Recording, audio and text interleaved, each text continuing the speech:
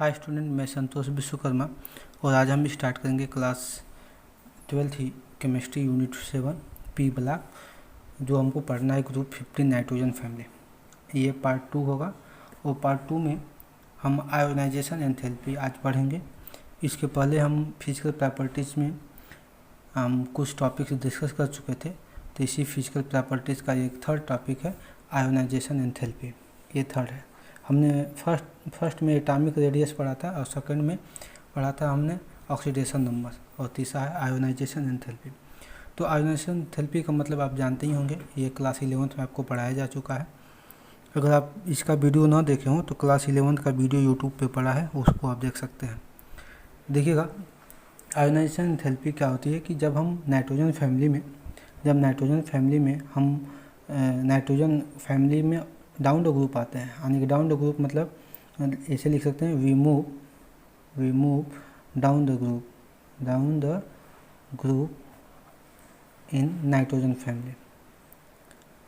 Family में हम जब डाउन द ग्रुप आते हैं तो क्या होता है देखते हैं। आयोनाइजेशन एंथैल्पी को शॉर्ट फॉर्म में आई हम रिप्रेजेंट करते हैं, तो I is inversely proportional to atomic radius. ये होता है I inversely proportional to atomic radius. और नाइट्रोजन फैमिली लिखें हम तो नाइट्रोजन फैमिली में नेपाल, पाकिस्तान, ऑस्ट्रेलिया, सब भिखारी, ये सब आते हैं। तो देखिएगा, इसका 7 होता है, इसका 15 होता है, इसका होगा 33, इसका होगा 51, इसका होगा 83। ये होते हैं, ये एटॉमिक नंबर है। तो देखिएगा, इसका साइज़ छोटा होगा क्योंकि यहाँ में नंबर ऑफ सेल क्या होंगे, कम है। यहाँ पे नंबर ऑफ सेल ज़्यादा है तो इसका साइज़ बड़ा होगा। कि सबसे बड़ा साइज़ इसका बिस्मथ का होगा क्योंकि इसका नंबर ऑफ सेल सबसे ज़्यादा है। तो आप जानते होंगे जब डाउन द ग्रुप आते हैं, डाउन मतलब ऊपर से नीचे आते हैं, डाउन द ग्रुप आते हैं तो आयोनाइजेशन एंथैल्पी क्या होती है, इनवर्सली प्रोपोर्शनल टू रेडियस। तो रेडियस क्या होगी, इंक्रीज करेगी due to increasing of shell. तो इंक्रीजिंग ऑफ सेल की वजह से रेडियस इंक्रीज करेगा, तो ये आयोनाइजेशन एंथैल्पी क्या जाएगी, डिक्रीज कर जाएगी। तो आयोनाइजेशन एंथैल्पी कम हो जाएगी और ये जब बढ़ेगा तो ये कम होगा, ये बढ़ेगा तो ये कम होगा। लेकिन डाउन द ग्रुप आते हैं तो रेडियस बढ़ता है और आयोनाइजेशन एंथैल्पी डिक्रीज करती है। तो देखिएगा, सबसे ज़्यादा रेडियस बिस्मथ का है, तो सबसे कम आयोनाइजेशन एंथैल्पी किसका होगा, ये बिस्मथ का ही आयोनाइजेशन एंथैल्पी सबसे कम होगा। नाइट्रोजन का देखेंगे, नाइट्रोजन का साइज़ सबसे छोटा है, यानी कि रेडियस इसका सबसे छोटा है, तो आयोनाइजेशन एंथैल्पी इसकी सबसे ज़्यादा होगी। लेकिन जैसे ही हम क्या करेंगे, लेफ़्ट टू राइट चलते हैं, we move left to right. जैसे हम लेफ़्ट टू राइट मूव करते हैं तो क्या होता है, left to right in periodic table. अगर पीरियोडिक टेबल में हम क्या करें, लेफ़्ट टू राइट मूव करें तो क्या होता है देखते हैं। वहाँ पे लेफ़्ट टू राइट मूव करते हैं तो ionization enthalpy inversely proportional to radius. तो लेफ़्ट टू राइट चलते हैं तो रेडियस क्या होती है, डिक्रीज होती है। जब रेडियस डिक्रीज करेगी तो आयोनाइजेशन एंथैल्पी क्या इंक्रीज करेगी। इसको हम अगर ग्रुप 15 का हम 14 से कंपेयर करें तो ग्रुप 15 का जो आयोनाइजेशन एंथैल्पी होती है, आई मतलब आयोनाइजेशन एंथैल्पी, तो आयोनाइजेशन एंथैल्पी ऑफ ग्रुप 15 का आयोनाइजेशन एंथैल्पी आर क्या होती है, आर लार्जर होता है, लार्जर देन ग्रुप 14 या करस्पॉन्डिंग एलिमेंट। ठीक है, यानी कि आयोनाइजेशन एंथैल्पी क्या होगी, ग्रुप 15 का लार्जर होगा क्योंकि हम जैसे लेफ़्ट टू राइट चलते हैं तो साइज़ डिक्रीज करती है। जब एटॉमिक साइज डिक्रीज करेगी तो आयोनाइजेशन एंथैल्पी क्या होगी, ज़्यादा होगी। तो देखिएगा, पहले 14 आएगा, उसके बाद 15 आता है, यानी कि 15 में एटॉमिक साइज क्या होगी, डिक्रीज करेगी, यानी कि इसका क्या होगा, आयोनाइजेशन एंथैल्पी लार्जर होगा और 14 का स्मॉलर होगा। जो भी नाइट्रोजन फैमिली होते हैं, यानी कि नाइट्रोजन फैमिली कर लें या ग्रुप 15 कर लें, तो group 15 are show greater stability, ये बहुत ज़्यादा स्टेबिलिटी शो करता है ड्यू टू किसके वजह से, due to half filled orbital. क्योंकि ऑर्बिटल क्या होते हैं, हाफ फील्ड होते हैं, तो हाफ फील्ड ऑर्बिटल की वजह से ये ग्रेटर स्टेबिलिटी शो करते हैं। कैसे होते हैं देख लेते हैं। अगर यहाँ पे कार्बन ले लें, कार्बन के बाद से आता है नाइट्रोजन, उसके बाद आता है ऑक्सीजन। तो कार्बन की बात करें तो यहाँ पे कार्बन का होता है कार्बन का 6 होता है तो लिख सकते हैं कि 1s2 2s2 एंड 2p क्या हो जाएगा 2, यानी कि 6 हो जाएगा। यहाँ पे हम केवल आउटर, यहाँ पे देखिए आउटर सेल में क्या है 4 इलेक्ट्रॉन है, इसके आउटर सेल में लिखें तो ये हो जाएगा 2s2 एंड 2p3 हो जाएगा, यानी कि 5 इलेक्ट्रॉन हो जाएंगे। यहाँ पे देखेंगे आउटर सेल में तो यहाँ पे 2s2 एंड 2p क्या हो जाएगा 4 हो जाएगा, यानी कि यहाँ पे 6 हो जाएगा।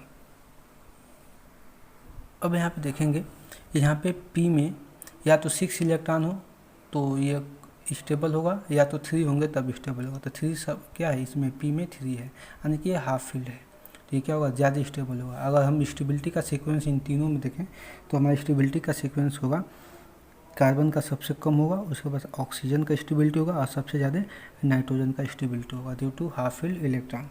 क्यों होता है, क्योंकि इसके पास होता है 2p4 और यहाँ पे होता है 2p3, तो 2p3 का is more stable then 2p4, इसलिए नाइट्रोजन क्या होता है ऑक्सीजन से ज़्यादा स्टेबल होता है। लेकिन हम आयोनाइजेशन एंथैल्पी क्या करें, अगर फर्स्ट आयोनाइजेशन एंथैल्पी देखें, यानी कि इससे हम एक एक फर्स्ट आयोनाइजेशन एंथैल्पी का मतलब एक एक इलेक्ट्रॉन यहाँ से निकालते चले। अगर एक इलेक्ट्रॉन यहाँ से निकालेंगे तो ये हो जाएगा 2p3, और अगर ये इससे निकालेंगे नाइट्रोजन से तो ये हो जाएगा 2p2। तो इस कंडीशन में क्या होगा कि हाफ फील्ड ये हो जाएगा, हाफ फील्ड ये हो जाएगा, तो उस समय ये सबसे ज़्यादा स्टेबल होगा। लेकिन उसके बाद जो सीक्वेंस हमारा होगा ऑक्सीजन और नाइट्रोजन में, तो सबसे ज़्यादा स्टेबल आपका ऑक्सीजन होगा। इसमें अगर फर्स्ट आयोनाइजेशन एंथैल्पी में एक एक इलेक्ट्रॉन अगर इससे निकाल लें तो हमारी स्टेबिलिटी क्या हो जाएगा, ये हो जाएगा। तो आई होप ये वीडियो आपको समझ में आ रहा होगा। नेक्स्ट है 4th वाला टॉपिक है हमारा फिजिकल प्रॉपर्टी में इलेक्ट्रोनेगेटिविटी। इलेक्ट्रोनेगेटिविटी में हम पढ़ेंगे, इसको हम EN से डिनोट करते हैं, EN से इसको डिनोट करते हैं इलेक्ट्रोनेगेटिविटी। तो देखिएगा इलेक्ट्रोनेगेटिविटी ये भी होता है इन्वर्सली प्रोपोर्शनल टू रेडियस, जब रेडियस इंक्रीज करेगा तो ये भी इंक्रीज करेगा। लेकिन जैसे हम नाइट्रोजन टू बिस्मथ, यानी कि हम डाउन द ग्रुप आते हैं, ये हम ये नहीं सोचिएगा लेफ्ट टू राइट चल रहे हैं, ये नाइट्रोजन और बिस्मथ सब एक ही ग्रुप में आते हैं, यानी कि ग्रुप 15 के ही हैं, तो ये हम डाउन द ग्रुप गए, लिख सकते हैं डाउन द ग्रुप, हम ग्रुप में डाउन गए हैं। तो डाउन जाएंगे तो जानते हैं एटॉमिक रेडियस इंक्रीज होगा, तो एटॉमिक रेडियस जब इंक्रीज होगा, यानी कि ये जब इंक्रीज होगा तो ये क्या होगा डिक्रीज होगा, तो ये हो जाएगा electronegativity inversely proportional to radius, यानी कि रेडियस इंक्रीज करेगा तो ये क्या होगा डिक्रीज करेगा।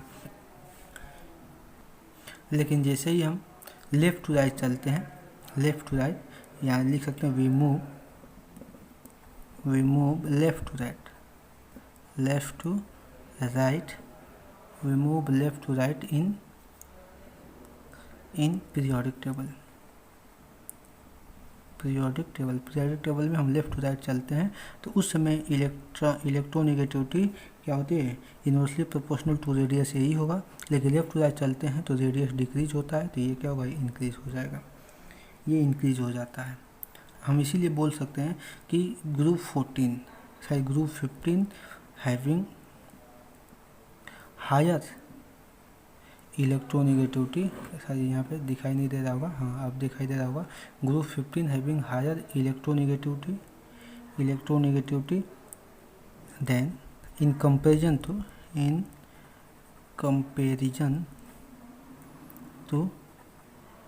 ग्रुप 14 के कंपेयर में 15 की इलेक्ट्रोनेगेटिविटी क्या होती है हायर होती है। क्यों होती है, अब जानते हैं कि जैसे हम लेफ्ट टू राइट चलते हैं तो साइज डिक्रीज होगी, और जब साइज डिक्रीज होगा तो इलेक्ट्रोनेगेटिविटी क्या होगी हायर होगी। तो देखिएगा पहले तो 14 आएगा, उसके बाद 15 आएगा, तो 15 का साइज छोटा होगा तो इसकी इलेक्ट्रोनेगेटिविटी क्या होगी हाई होगी, और इसका क्या होगा लोअर होगा। ठीक है, मेल्टिंग पॉइंट की बात करते हैं तो लिख सकते हैं कि मेल्टिंग पॉइंट इंक्रीज, या मेल्टिंग एंड बॉइलिंग पॉइंट दोनों लिख सकते हैं। Melting and boiling point are increase firstly from nitrogen to arsenic. Nitrogen से आर्सेनिक क्या होती है कि melting and boiling point increase करती है, then decrease from antimony to bismuth. क्यों होता है, due to effective nuclear charge, effective nuclear charge. इसलिए क्यों होता है कि क्योंकि नाइट्रोजन से लेकर आर्सेनिक तक ये +3 और +5 दोनों ऑक्सीडेशन स्टेट शो करते हैं। ये इसलिए होता है कि नाइट्रोजन एंड आर्सेनिक, नाइट्रोजन से आर्सेनिक तक जितने भी एलिमेंट होते हैं ये -3 +3 एंड +5 ऑक्सीडेशन स्टेट भी शो करते हैं। लेकिन एंटीमनी बिस्मथ की बात करें तो यहाँ पे मेल्टिंग बॉइलिंग पॉइंट डिक्रीज कर जाती है। इसलिए डिक्रीज कर जाती है कि क्योंकि ये केवल +3 ऑक्सीडेशन स्टेट शो करते हैं, इसलिए इसीलिए इसको बोला जाता है इफेक्टिव न्यूक्लियर चार्ज। इसको क्लास 11th में आप पढ़ चुके होंगे इफेक्टिव न्यूक्लियर चार्ज क्या होता है। चलिए नेक्स्ट पढ़ते हैं हम मेटालिक कैरेक्टर। मेटालिक कैरेक्टर देखिएगा, मेटालिक कैरेक्टर इंक्रीज होता है। यहाँ क्या होता है, we move down the group, we move down the group metallic character increases. Metallic character क्या होती है, इंक्रीजेस होती है। क्यों होती है, क्योंकि किसी भी हम पी ब्लॉक के एलिमेंट की बात करेंगे तो लास्ट जो एलिमेंट होता है वो आपका मेटल कैरेक्टर का होता है। तो जब भी हम डाउन द ग्रुप आते हैं किसी भी ग्रुप में तो मेटालिक कैरेक्टर हमारा इंक्रीज करता है। अब हम डेंसिटी की बात करते हैं। डेंसिटी ये 7th पॉइंट है फिजिकल प्रॉपर्टी का, डेंसिटी। देखिए हम डाउन द ग्रुप आते हैं ना, तो नाइट्रोजन टू हम बिस्मथ तक आते हैं, यानी कि डाउन द ग्रुप। क्या लिख सकते हैं, डाउन द ग्रुप। आप इसको अपना लैंग्वेज दे सकते हैं, क्योंकि अपना लैंग्वेज इसलिए मैं नहीं दे पा रहा हूँ यहाँ पे क्योंकि लैंग्वेज देने के बाद ये वीडियो बहुत लॉन्ग हो जाएगा। तो हम नहीं चाहते हैं कि वीडियो ज़्यादा लंबा हो, इसीलिए आप अपने मन से इसको एक्सप्लेन कर सकते हैं। जो भी हमने टॉपिक यहाँ पे समझा रहे हैं उस टॉपिक को अपने मन से आप एक्सप्लेन करके अपना नोट्स बना सकते हैं। ठीक है, डेंसिटी नाइट्रोजन से जब बिस्मथ तक जाते हैं यानी कि डाउन द ग्रुप आते हैं तो डेंसिटी इंक्रीज करती है। तो क्या करती है, डाउन द ग्रुप लिख सकते हैं, down the group density are increases. Density क्या होती है, इंक्रीजेस। क्यों होती है, due to increasing of electrons in electronic या इंक्रीजिंग ऑफ इलेक्ट्रॉन बस लिख सकते हैं। तो देखिएगा, increasing of electron in shell, their shell भी लिख सकते हैं, देयर सेल। अपने सेल में इलेक्ट्रॉन क्या होते हैं, इंक्रीज होते चले जाते हैं। जैसे वो नाइट्रोजन में सेल कम होंगे और इसे फास्फोरस में सेल ज़्यादा होंगे, उसे नीचे तक आएंगे, बिस्मथ में सेल और ज़्यादा हो जाएंगे। जब सेल ज़्यादा होंगे तो इलेक्ट्रॉन ज़्यादा होंगे, जब इलेक्ट्रॉन ज़्यादा होंगे तो उनकी डेंसिटी क्या होगी, हाई होगी। तो जब डेंसिटी क्या होती है, डाउन द ग्रुप आते हैं तो इंक्रीज करता है। Thanks for watching my this video. Next video में हम ग्रुप 15 का यानी कि नाइट्रोजन फैमिली का हम केमिकल प्रॉपर्टी डिस्कस करेंगे।